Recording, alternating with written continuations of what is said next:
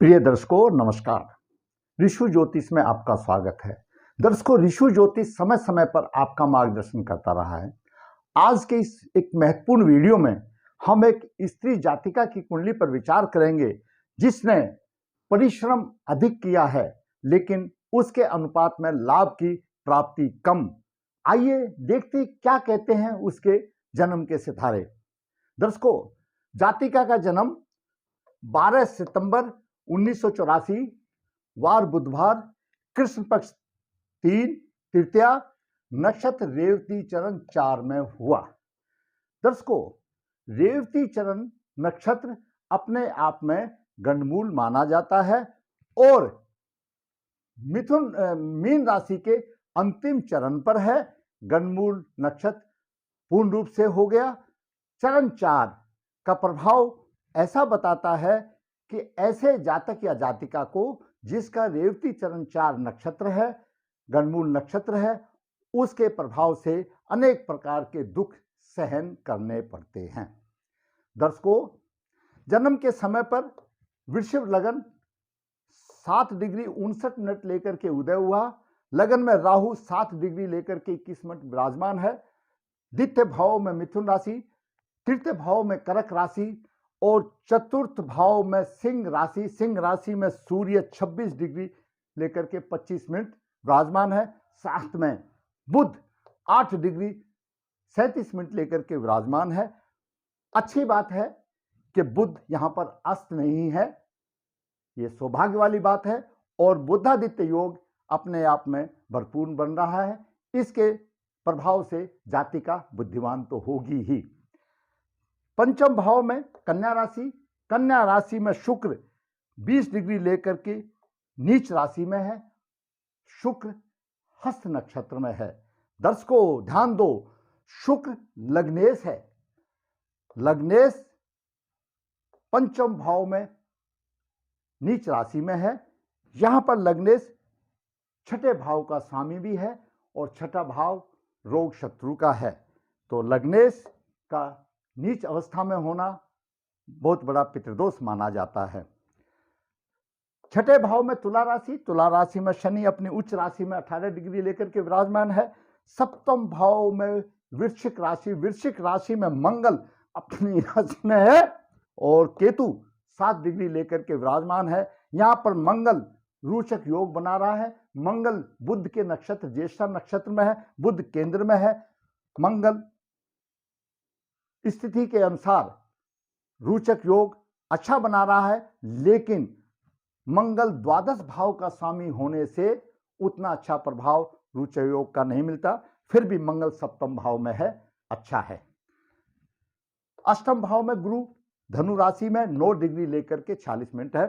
दसम भाव में मकर राशि, एकादश भाव में कुंभ राशि और दसम भाव में कुंभ राशि और एकादश भाव में चंद्रमा मीन राशि में है और 22 डिग्री लेकर के विराजमान है। द्वादश भाव में मेष राशि की रचना बनी। यह जातिका की जन्म के समय पर ग्रहों की स्थिति हमने बताई। अभी सूक्ष्म रूप से थोड़ा थोड़ा ग्रह का प्रभाव क्या है विचार करते हैं। सूर्य अपनी राशि में है, चतुर्थ भाव में है। घरेलू जीवन अच्छा होगा। तेजस्वी सूर्य के प्रभाव से जातिका में ऊपरी दिखावा भी अधिक होगा, परंतु मन में थोड़ी सी अशांति भी बनती है। सूर्य दसम भाव को शत्रु दृष्टि से देख रहा है।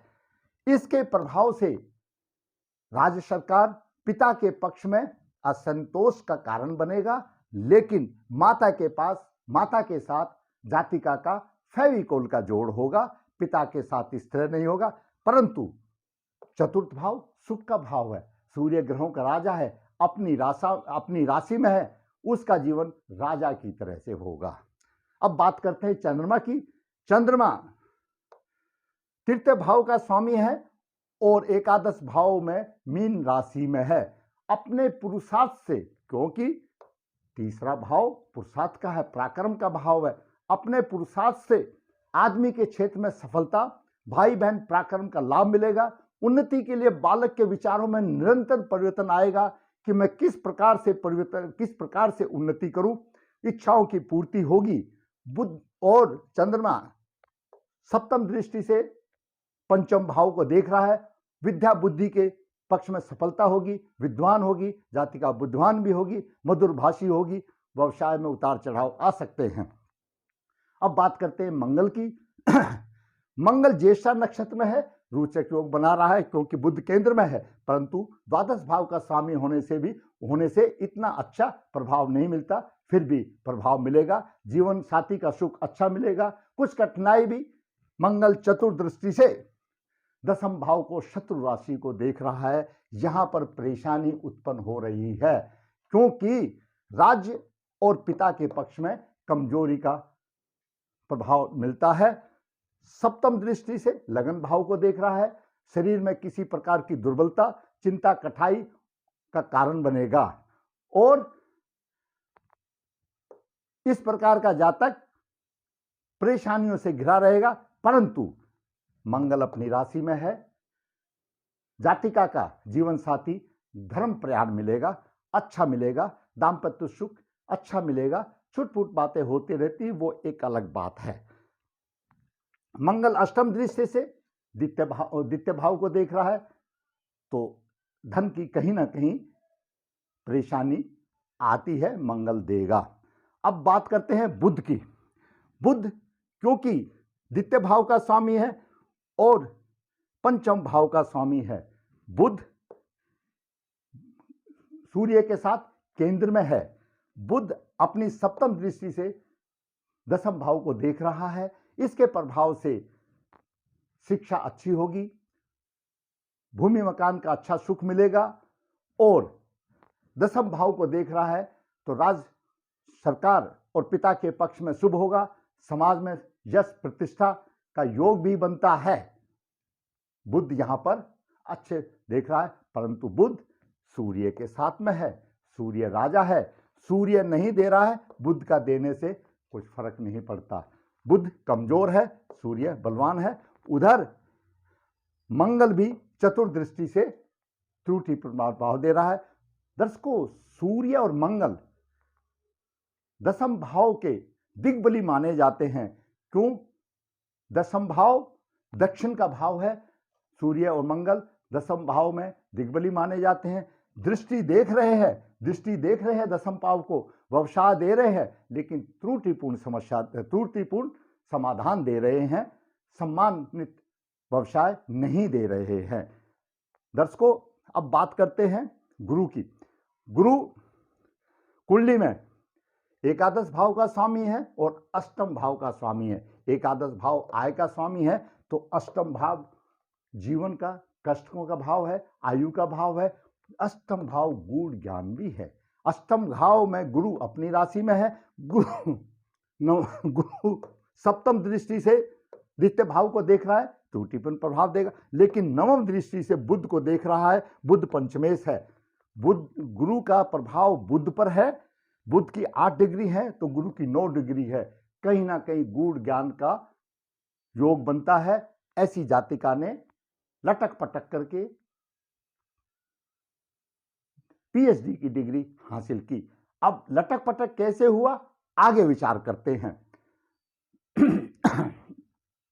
शुक्र लग्नेश है और छठे भाव का स्वामी है। यहां पर प्रॉब्लम आ गई।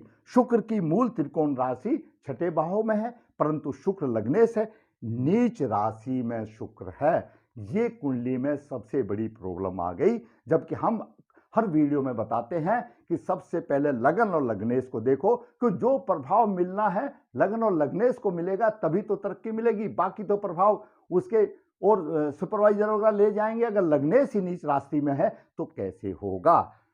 वो बात एक अलग है कि लग्नेश पंचम भाव में नीच राशि में है। पंचम भाव के सुखों की हानि नहीं हो रही है। क्यों? नीच भंग हो रहा है। पंचम भाव का स्वामी बुध केंद्र में चला गया, परंतु यहां पर अपना प्रभाव तो छोड़ेगा।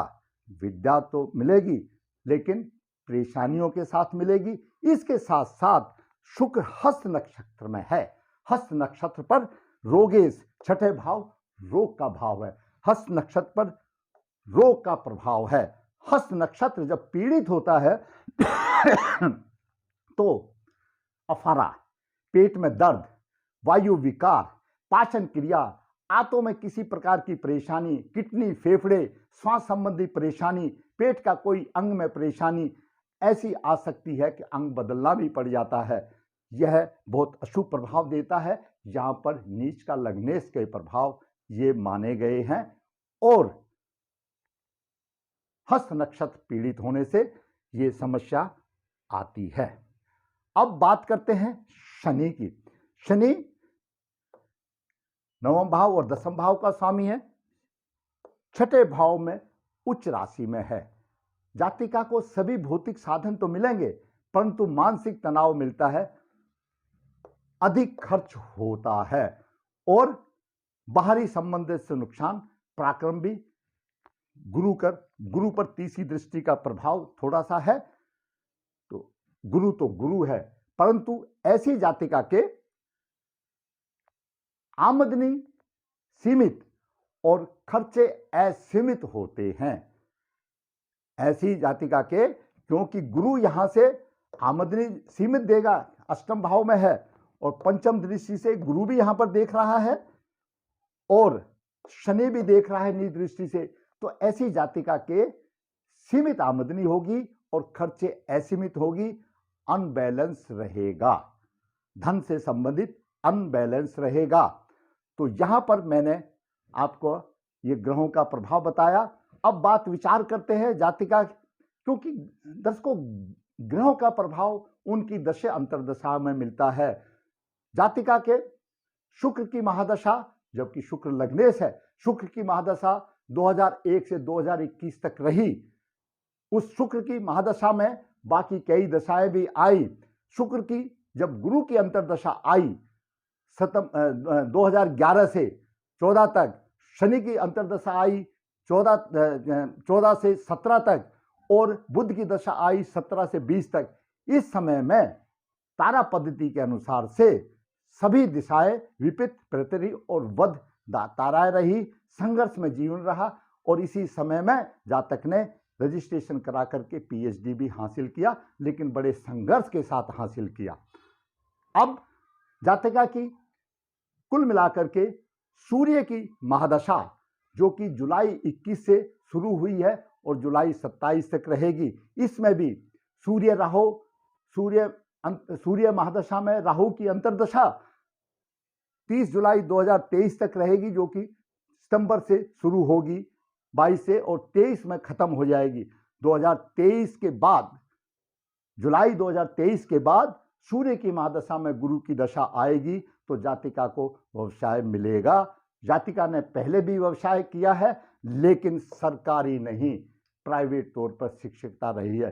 क्योंकि अगर हम नवांश का इसका देखते हैं तो नवांश लगन में दसम भाव का स्वामी शनि मीन राशि में है, यानी गुरु के नवांश में है दसम भाव का स्वामी और उसका क्षेत्र शिक्षा का बनता है। और इसी प्रकार शिक्षा के संबंध में जातिका ने पीएचडी की भी डिग्री हासिल की, परंतु यहाँ पर समस्या ये है, जितना उसने संघर्ष किया, जितना उसने परेशानी उठाई, जितना उसने उतार चढ़ाव करके डिग्रियां प्राप्त की, उसके अनुपात में उसको लाभ की प्राप्ति कम मिलेगी। क्योंकि जातिका 24, 16 और 23 39 साल की हो चुकी है।